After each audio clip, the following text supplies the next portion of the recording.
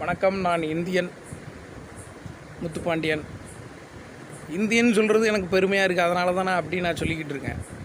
என்ன அப்படின்னா, நம்ம நாட்டில் ஒரு சின்ன என் மனசுக்குள்ளே ஓடிக்கிட்டு இருக்குது.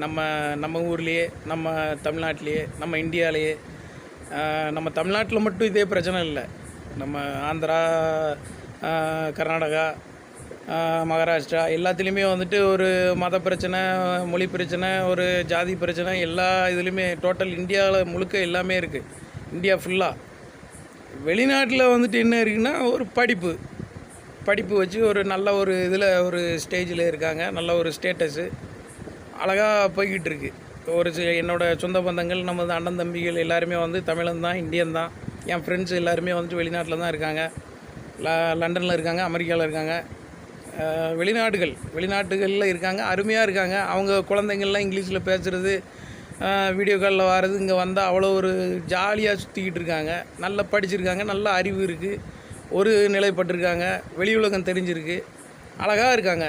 அதே மாதிரி நம்ம நாட்டிலையும் நம்ம ஃப்ரெண்ட்ஸும், நம்ம இங்குள்ள ஒரு சர்க்கிள் ஃப்ரெண்ட்ஸும், நம்ம ஃப்ரெண்டோட ஃப்ரெண்டும் எல்லாருமே நல்லா இருக்கணும்னு தான் நான் நினச்சினா அந்த கருத்து நான் சொல்லுவேன்.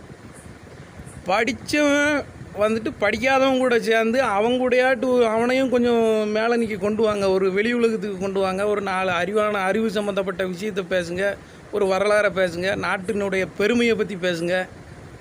அதெல்லாம் பேசாமல் விட்டு போட்டு நம்ம இப்போ புதுசாக முளைச்ச ஒரு கதைகளை வந்துட்டு ஒன்றுமே இல்லாத பிரச்சனைக்குரிய செயல், குற்றங்களுக்குரிய செயலை மட்டுமே கூட்டம் கூடி பேசுகிறது வந்து மிகப்பெரிய தவறு. இதே தேச துரோகம்.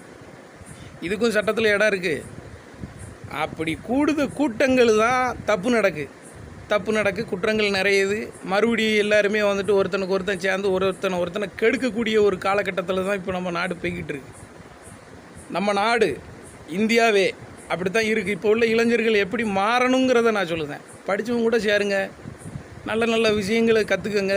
நல்ல வெளிநாட்டுக்கு அதை மக்கள் என்ன செய்கிறாங்க எல்லாமே கேளுங்க. இந்த மாதிரி கொஞ்சம் மாறி கொஞ்சம் ஒரு நல்ல ஒரு மைண்டு ஒரு ஃப்ரீ பண்ணுங்க. நடந்து முடிஞ்சு போன கதைக்கு வந்துக்கிட்டு மறுபடியும் அதை அப்படியே பண்ணிக்கிட்டு இருந்தால் இதுக்கு ஒரு முடிவு கிடையாது. படித்தவங்க கூட சேருங்க, ஒரு 4 கதையை கேளுங்க, உண்மையான வரலாறை எடுத்து படிங்க. நம்ம நாட்டு பெருமையை வாங்க, பெருமையை படிங்க. பெருந்தலைவர்கள் எப்படி வெளிநாடு லெவலுக்கு போனார், வெளிநாட்டில் எப்படி பேர் வாங்கினாங்க, அதே மாதிரிலாம் நம்ம பிள்ளைகளாட்டு வர வேண்டாமா, நம்ம பிள்ளைகள் வர வேண்டாமா, பேரம்பத்தி வர வேண்டாமா? வரலாறு படிங்க, குற்றங்கள் குறைங்க. போதுண்டா சாமி, பொறுமையாக இருங்க எல்லாருமே, இளைஞர்கள் எல்லாரும். நன்றி, வணக்கம். இந்தியன். ஜெய்.